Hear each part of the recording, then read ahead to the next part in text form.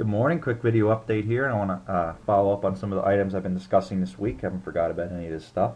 I didn't do a video yesterday, but so again, we're looking at a period of warm weather right now. A cold front's coming through today. It's going to produce some rain, maybe some rumbles of thunder, and then end of this weekend, a lot of cold air is going to come in. You can see that on the model here. Here comes our cold front right here, sweeps through.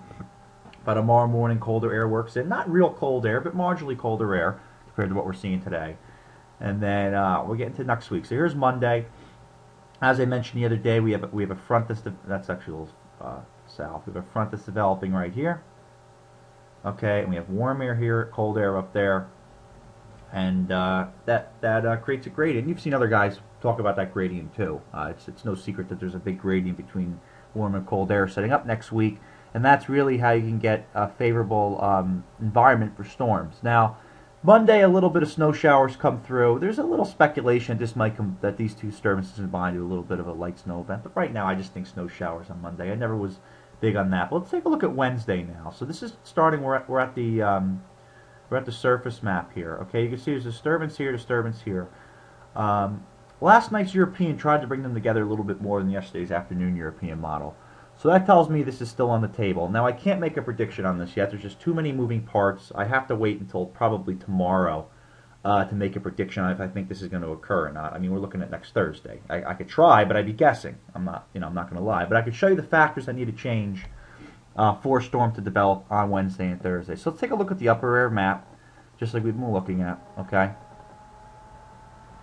Here comes one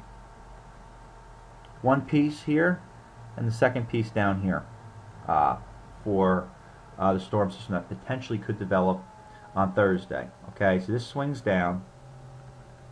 Okay, and it's going to try to combine with the southern stream energy here. Now the question is, how far does this dig? Yesterday, this polar vortex up here was driving too far to the west. It was breaking down the ridge, and this wasn't combining. This morning, it looks a little bit better. So you can see by the time we get to Thursday or Wednesday night, it tries to combine those disturbances. It doesn't really do, but it tries to merge together a little bit, and you have a weak surface storm. Now, look at what's changed at 500 millibars. So this was yesterday, okay, on Thursday. Notice you have, very important,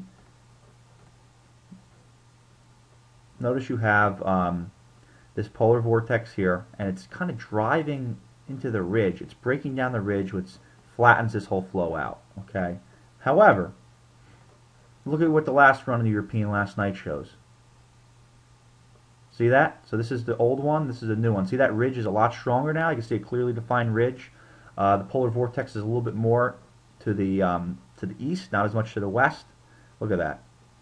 So that tells me that a trend might be developing, because everything else we need is there. We have a low pressure center somewhere along 50 north, 50 west. We have blocking over Greenland. As long as that ridge stays maintained, we have a trough off the west coast, which usually means a trough on the east. We have a shot. So right now, I'm just looking at trends. It's still on the table. After this period, first week of March, a storm is still on the table. Just a matter of looking at how these things develop to determine, okay, is it worth taking an actual shot at this and saying the storm is going to occur? And like I said, I'm not ready to do that yet. Maybe by this weekend I could start to make some predictions if it's going to occur, if it's not going to occur. But thanks for checking in. Just want to keep everybody updated. Winter returns, and I can tell you one thing, very, very cold temperatures next week, especially by the end of the week. The polar vortex is back, and temperatures at some days might be highs, might not even break 20. Thanks for checking in.